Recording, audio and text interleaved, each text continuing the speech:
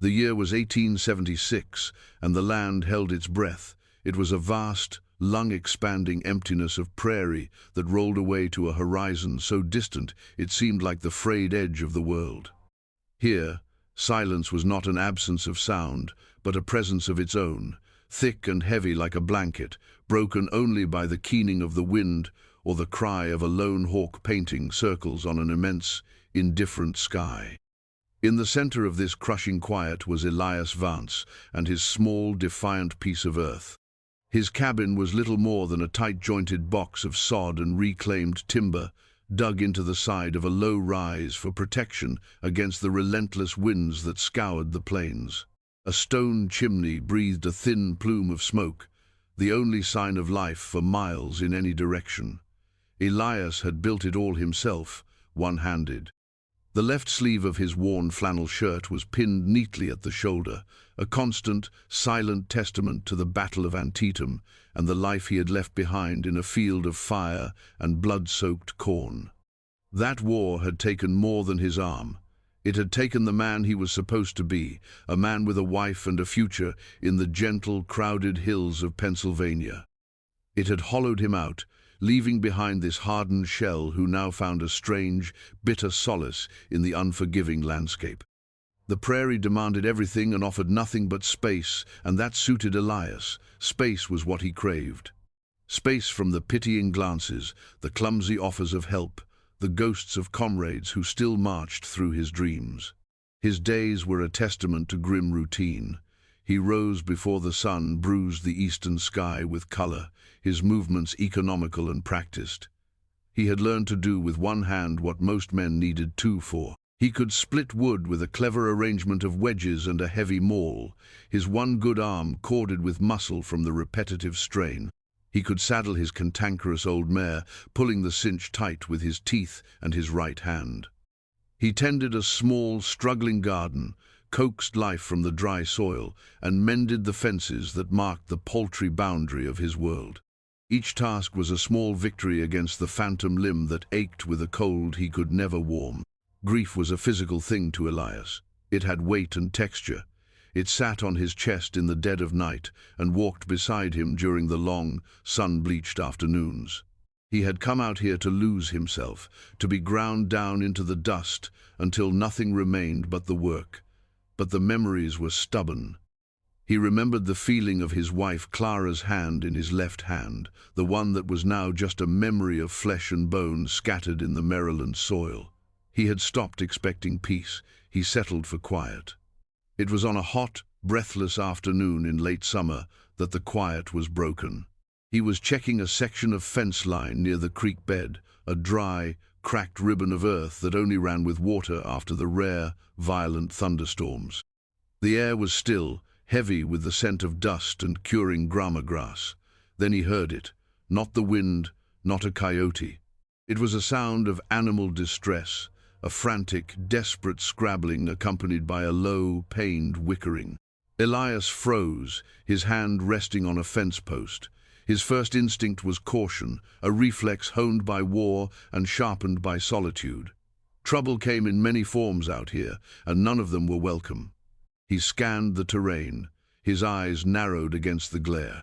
The sounds were coming from a narrow, rock-strewn arroyo just beyond his property line, a place where flash floods had carved a deep scar into the prairie. He stood there for a long minute, every part of him wanting to turn back to the familiar safety of his cabin, to pretend he had heard nothing. The world outside his fence was not his concern. He had made that pact with himself long ago. But the sound came again, sharper this time, a sound of pure panic. It scraped at something deep inside him, a dormant piece of the man he used to be.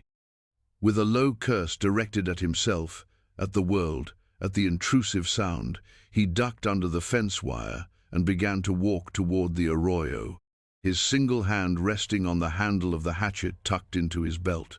As he neared the edge of the gully, he saw him, a boy. He couldn't have been more than 10 or 11 years old, his skin the color of burnished copper, his black hair long and unbound. He was Cheyenne, or perhaps Lakota. Elias couldn't tell for certain, and it hardly mattered. The boy was alone, his small frame taut with effort as he pulled on a rope tied to the head of a fine-looking pinto pony. The horse was well and truly stuck. Its hind leg had slipped between two large boulders at the bottom of the arroyo, trapping it in a cruel, unyielding vice. The animal's eyes were wide with terror, its coat slick with sweat and dust, the rocks around its trapped leg dark with blood. The boy didn't see Elias at first.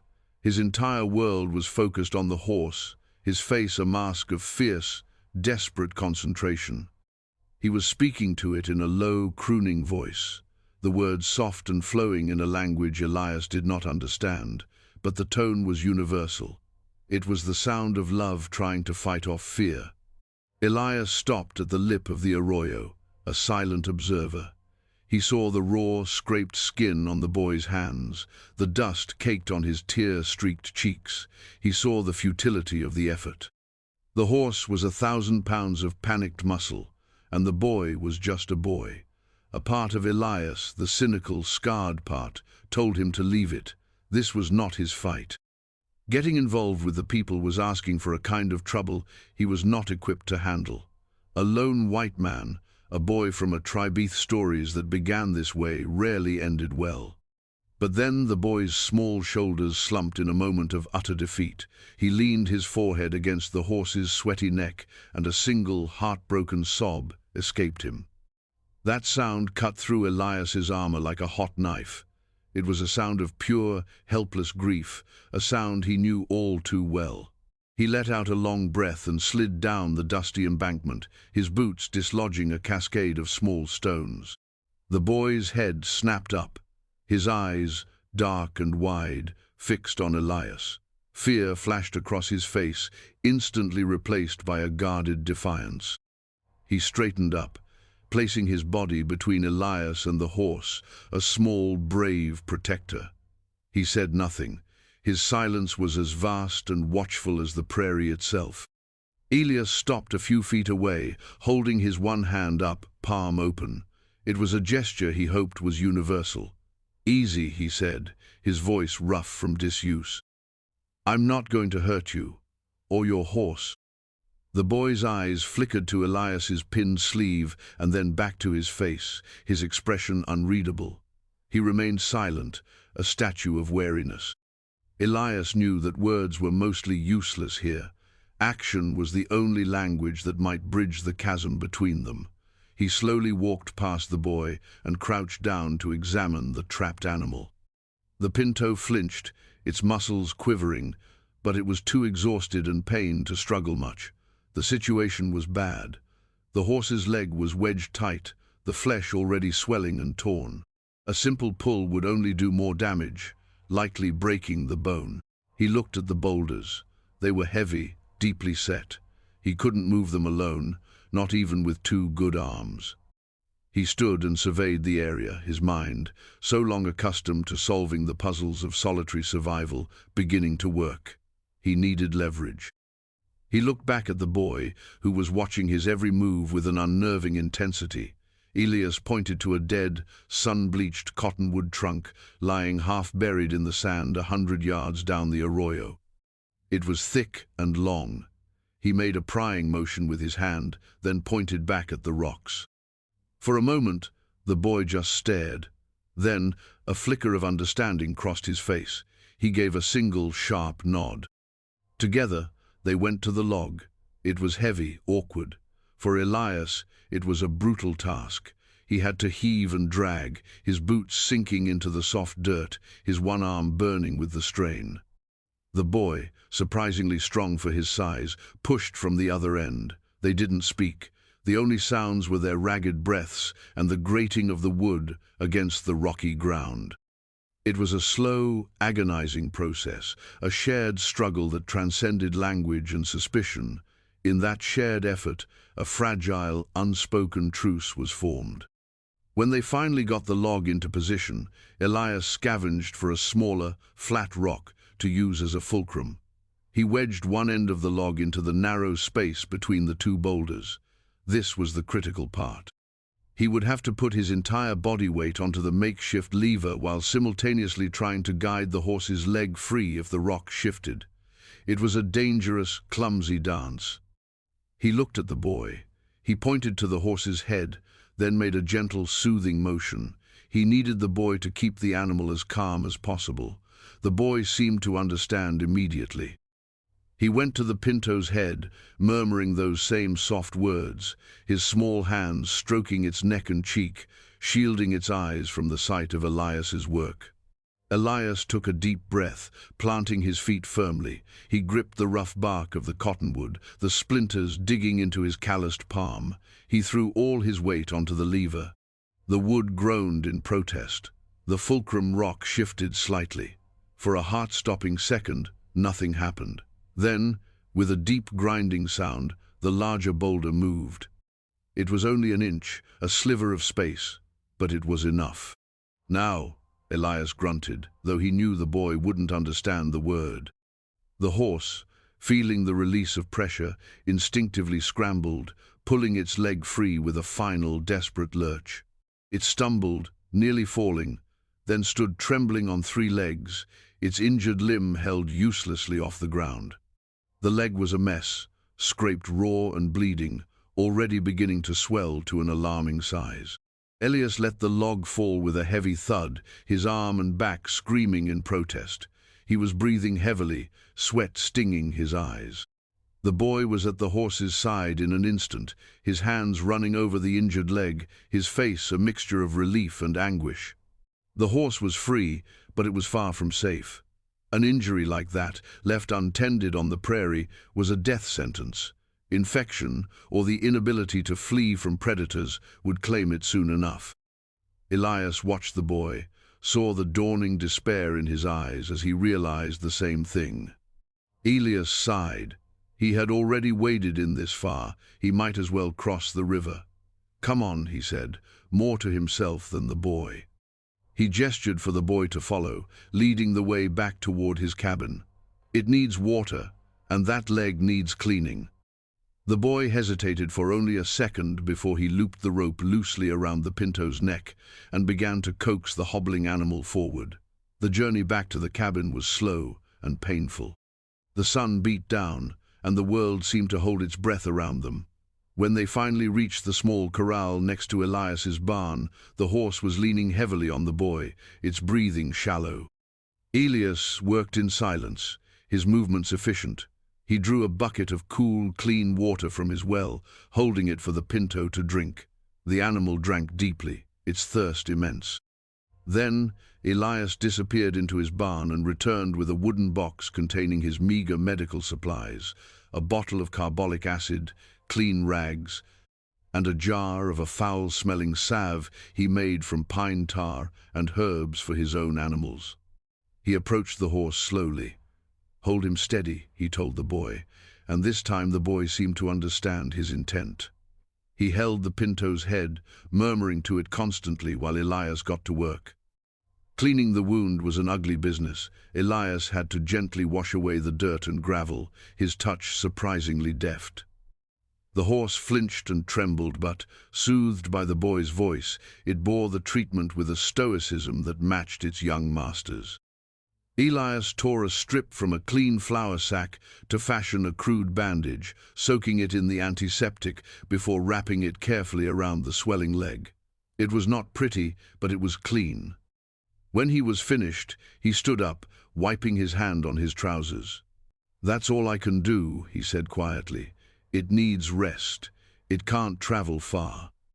He looked at the boy, who was staring at the bandaged leg. The boy then looked up at Elias, his dark eyes holding a depth of emotion that made Elias feel a strange pang in his chest.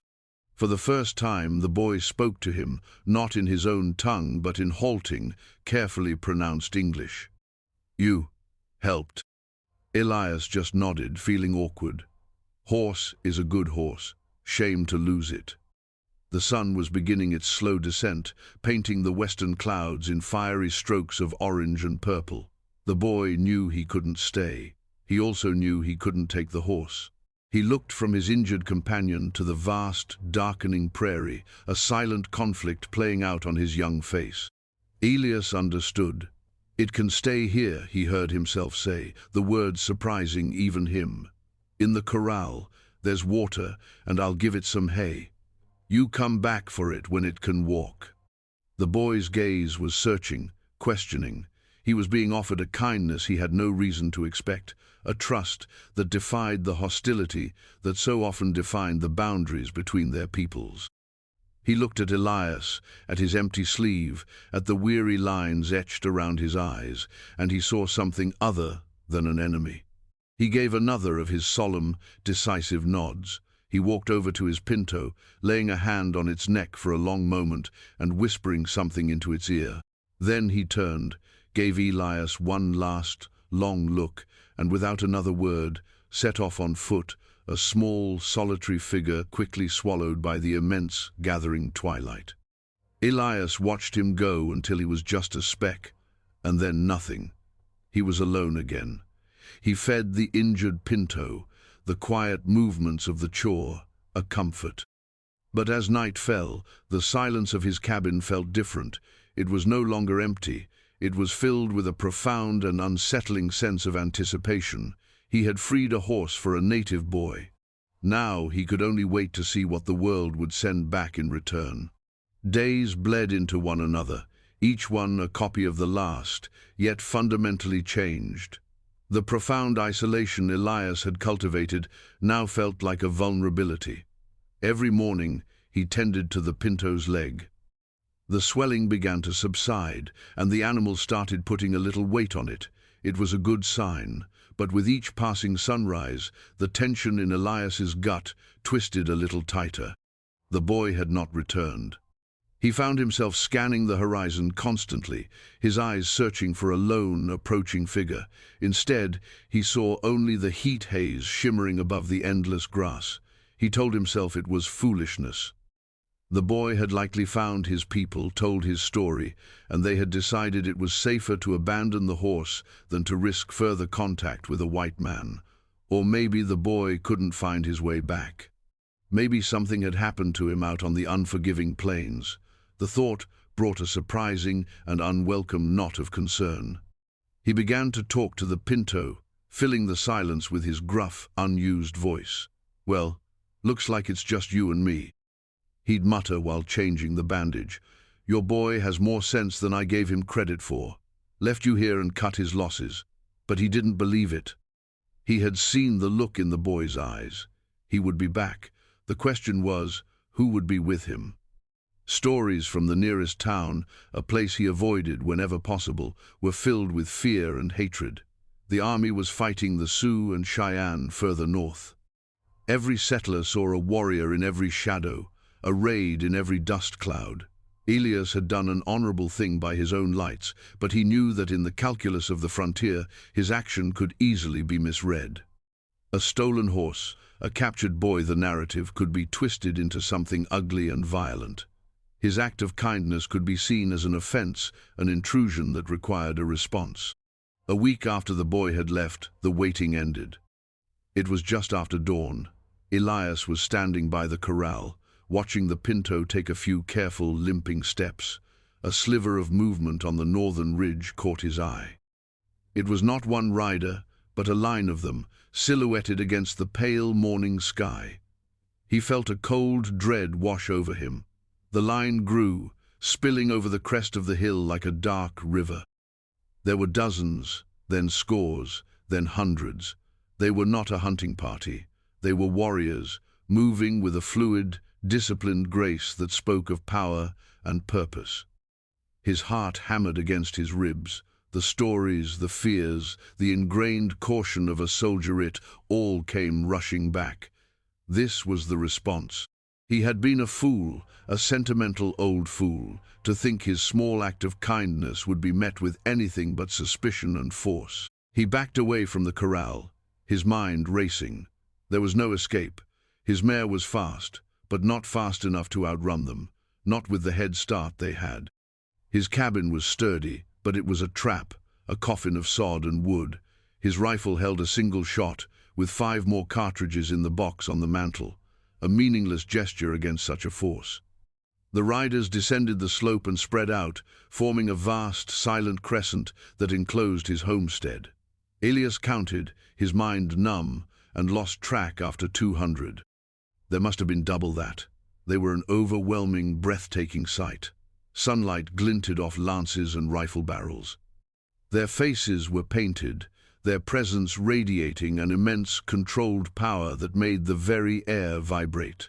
They stopped 100 yards from his cabin, a silent, intimidating wall of men and horses.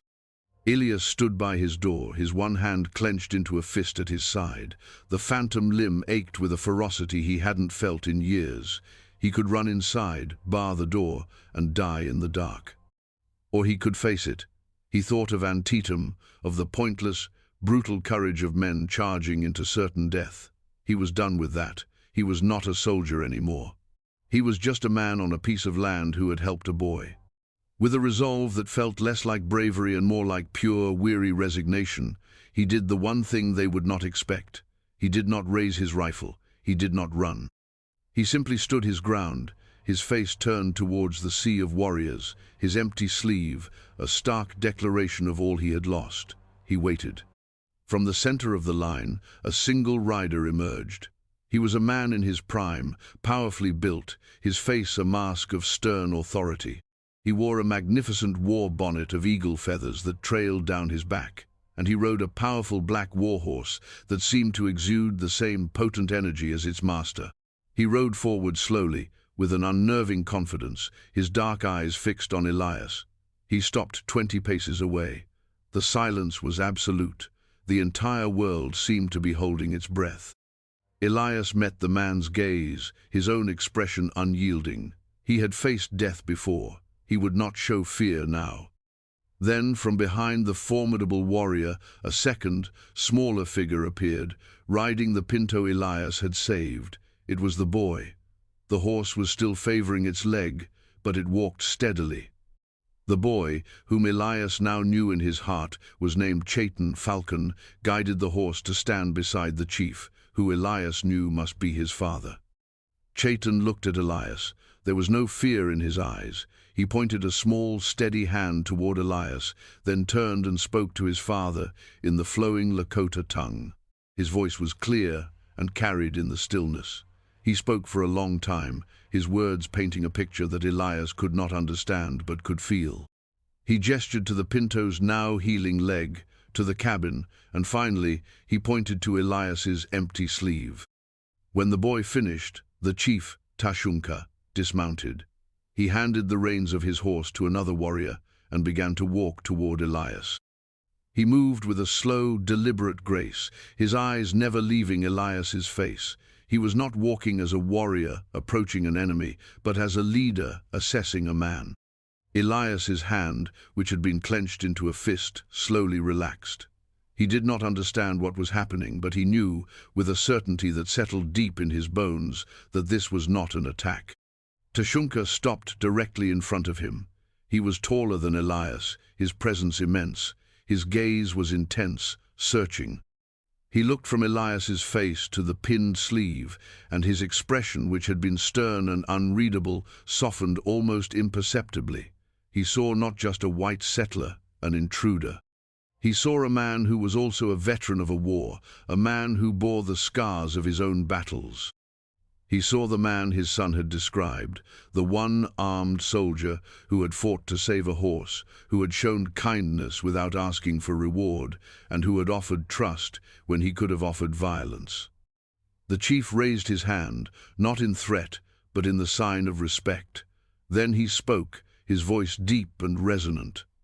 An older warrior standing nearby translated, his English as solemn as the chief's tone.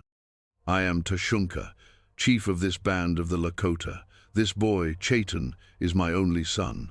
He paused, his eyes still locked with Elias's.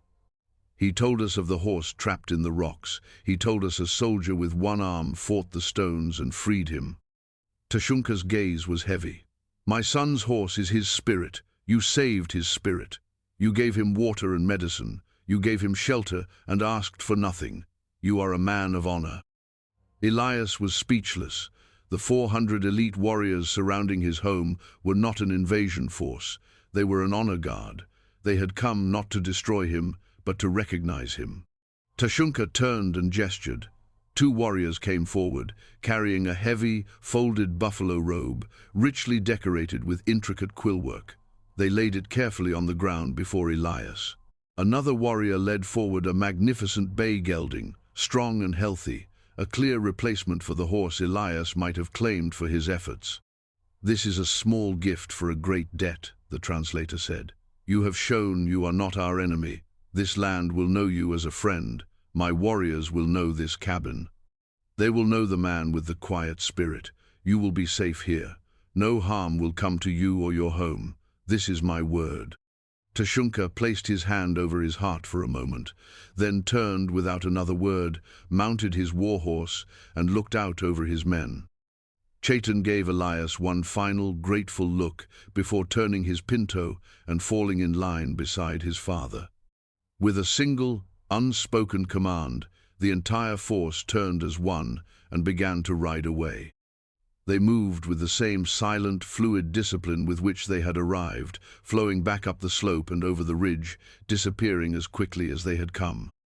Elias stood there for a long time, the only sounds the whisper of the wind and the soft snort of the new horse beside him. The prairie was empty again, the immense silence flooding back in. But it was a different silence now.